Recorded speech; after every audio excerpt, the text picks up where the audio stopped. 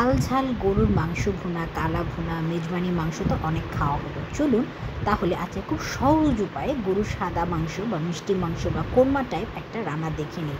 এর জন্য আমি যতটা সম্ভব পেরেছি গরুর মাংস থেকে চর্বিটিকে বাদ দিয়ে দিয়েছি এবং মাংস ধুয়ে পানি ঝরিয়ে রেখেছি। প্রায় এখানে 1.5 কেজির যে একটু কম মাংস আছে, হাড়সহ মাংস নিয়েছি। শুরুতে আমি দিয়ে দিচ্ছি আস্ত মশলা, যেগুলো 4-5টা এলাচ, আস্তা একটা সিলন দারচিনি এবং কিছু তেজপাতা, লং, আস্ত গোলমরিচ, এবং এখানে আমি আদা, রসুন, পেঁয়াজ, কাঁচামরিচটাকে ছেঁতো করে নিয়েছিলাম এবং এখানে দিচ্ছি একটা সিক্রেট মশলা। এটা আর কিছুই না, আর জিরা, ধনিয়া, তারপর লাল মরিচের গুঁড়ো বা ঘরে থাকায় যে জায়ফল জয়ত্রীটা এখানে আস্তা দিলে ভালো, আমি এখানে একসাথে গুঁড়ো করে নিয়েছি।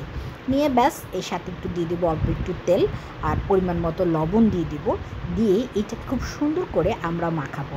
আমাদের কিন্তু আর খুব বেশি কিছু মশলা বা খুব বেশি কষানো বা অনেক তেল ঝাল এগুলো কিছুই লাগবে না। জাস্ট হালকা হাতে মাখাবো। আর এখানে আধা টেবিল চামচ পরিমাণ ঘি দিব। এই ঘিটা দেওয়াতে যখন স্লো কুক হবে অ্যারোমাটা অনেক ভালো লাগবে। বাস এই অবস্থায় আমি চুলায় বসিয়ে দিব আধা ছাঁচা করা মাংসগুলো, অল্প কিছু গুঁড়ো মশলা, এখানে কিন্তু হলুদ ব্যবহার করলে ভালো টেস্ট আসবে না।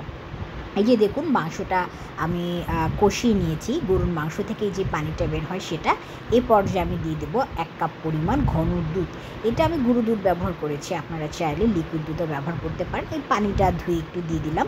তারপর যখন একটু বলক আসবে, আপনারা দেখতে পাচ্ছেন দুধটাকে প্রায় জাল হয়ে এসেছে, উপরে একটা তেল লেয়ার চলে এসেছে। আমি অবশ্য সিদ্ধের জন্য আরও 1 কাপ দুধ দিচ্ছিলাম, আপনারা চাইলে লিকুইড দুধটাও এখানে ব্যবহার করতে পারেন। এবং একটু দিয়ে দিতে হবে চিনি, স্বাদ মতো চিনি দিয়েছি এবং এটা আসলে আমার ভিডিওতে ক্যাপচার হয়নি। এবং একটু দিয়েছি বেরেস্তা এবং নামানোর আগে আবারও আধা চা টেবিল চামচ পরিমাণ ঘি।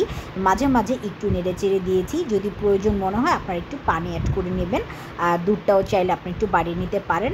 আর এই পর্যায়ে একটু কাঁচামরিচ দিয়ে দিবেন। আমি বাসায় যেহেতু ঝাল কম খাই সেজন্য আমি এটা দিইনি, তবে খুবই মজাদার, খুবই সহজে গরুর সাদা মাংস।